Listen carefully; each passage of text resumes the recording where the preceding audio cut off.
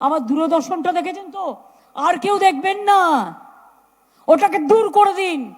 কারণ ওটা একদিন আমাদের গর্ব ছিল, আজকে কাল থেকে গেরুয়া কালার করে দিয়েছে।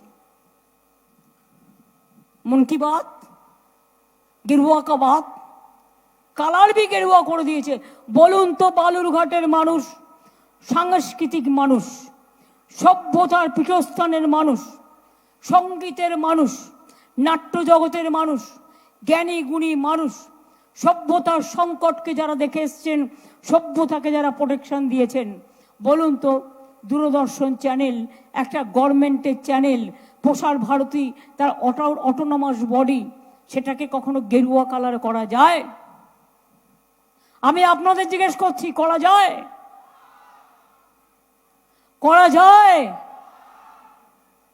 প্রেস মিডিয়ারা জেনে রাখুন, আপনাদের দিয়ে তো অনেক কাজ করায়, সকাল থেকে বলে এটা করতে হবে ওটা করতে হবে। শুধু দূরদর্শন ছাড়া আর কেউ কিন্তু ভোট কেন্দ্রে অ্যালাউ নয় ভেতরে।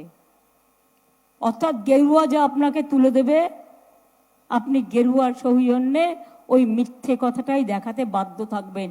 তাই নিজেকে আগে থেকে যাচাই করে নিন, নিজেদের অধিকার আদায় করে নিন।